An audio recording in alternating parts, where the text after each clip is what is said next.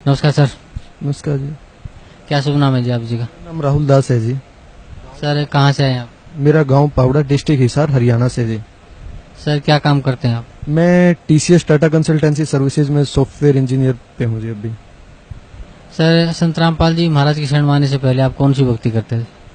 संत रामपाल जी महाराज की शरण में आने से पहले जी मैं और मेरे फादर मतलब सारे घर वाले ये मानते थे कि भगवान है और उसका नाम लेते थे। बाकी कभी मतलब हनुमान जी की पूजा या शिव जी की पूजा कर लेते थे। एज सच किसी के पास नहीं जाते थे।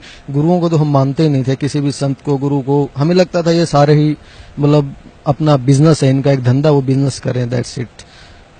सर परम संत सतगुरु रामपाल जी महाराज की शरण में आप कैसे आए?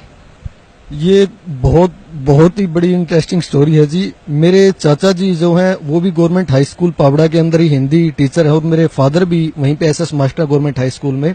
तो मेरे चाचा जी ने नाम ले रखा था संत रामपाल जी महाराज जी से।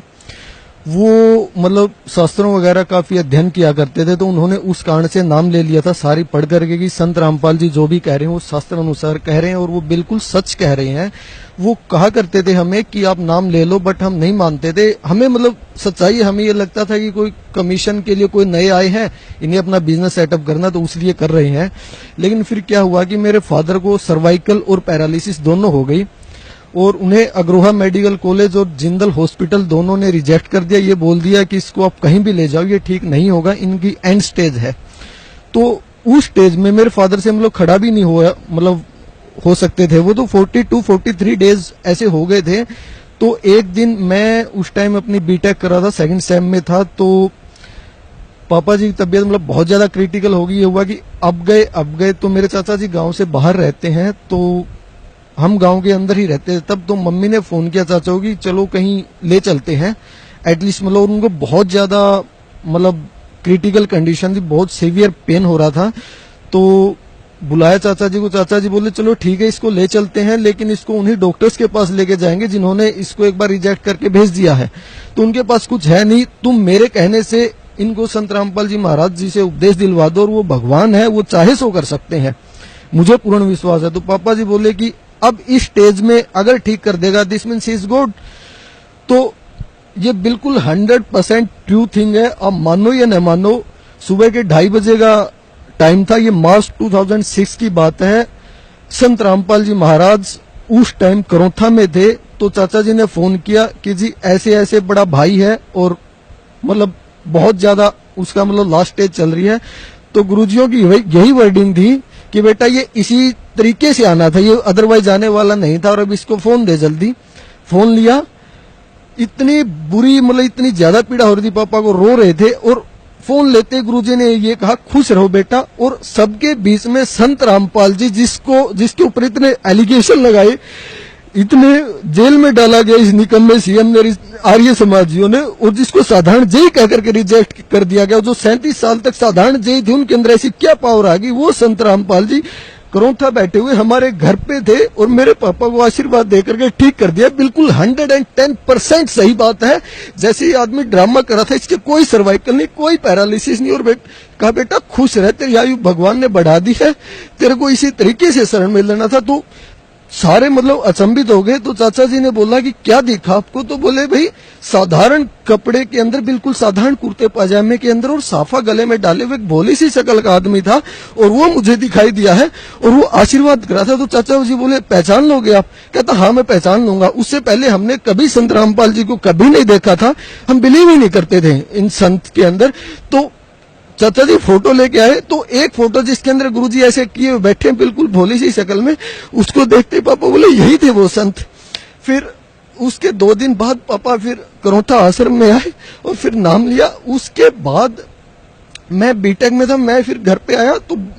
तो ये तड़फ हमें पहले ही थी कि भगवान नाम की कोई पावर है, वो है वास्तव में। बाकी और जितने भगवान हमें लगता था ये सारे हैं, कुछ न कुछ उसी के रूप होंगे, बट हमने ऐसी डेडिकेटेड किसी की भक्ति नहीं करते थे हम। उसके बाद मैंने भी नाम उपदेश लिया। During my 3rd year campus placement के लिए फर्स्ट टाइम हमारे कॉलेज में आ रही थी टीसीएस कंपनी, और हमारे गुरुदेव तब जेल में थे। हम इतने नीच आदमी, उस टाइम भी हमने अरदास लगाई कि भगवान हमारा भला करो, और वो जेल में होते हुए भी उन्होंने कहा था बेटा सीधा जाते ही होगा, तू परमात्मा का नाम लेते जाना। मेरे साथ एक मेरा फ्रेंड था, नोएडा इंटरव्यू के लिए मुझे जाना था, तो वो नहीं मानता था किसी को भी, बट इस चीज का वो भी गवाह है कि हम बाइक पे जा रहे थे तो हमारे गुरुजियों का जो शब्द है, हमारे पास कोई मतलब मोबाइल जो था मल्टीमीडिया नहीं था, उसके अंदर कोई गुरुजियों की वीडियो रिकॉर्डिंग नहीं थी, कुछ नहीं था, उसके बावजूद गुरुजियों की वाणी चल रही थी, तारेंगे तहतीक सतगुरु तारेंगे, तारेंगे तहतीक सतगुरु तारेंगे। गुरुजियों का वो शब्द कंटिन्यू नोएडा तक, फरीदाबाद से नोएडा तक बजता रहा।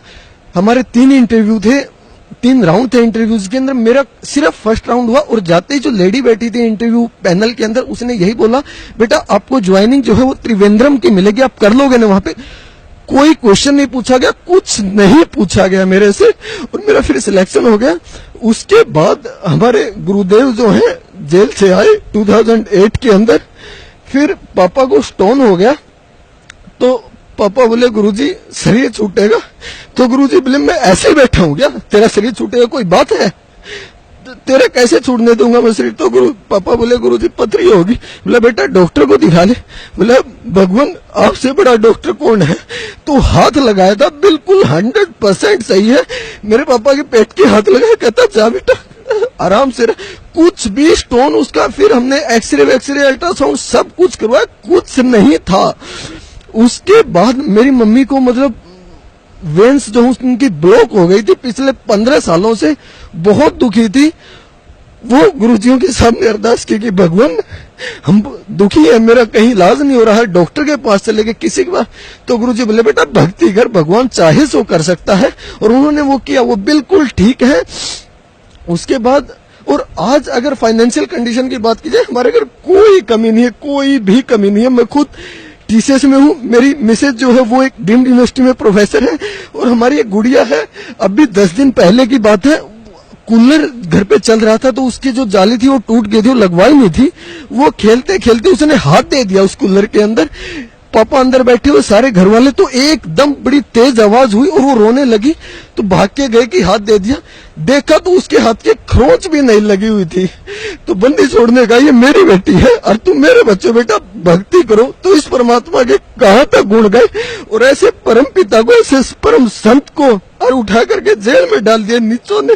ए भगवान हमारे लिए आप दुखी हो रहे हो, मालिक आपका कहां तक शुक्र गुजार करें हम। ए बंदी छोड़, ए गुरुदेव।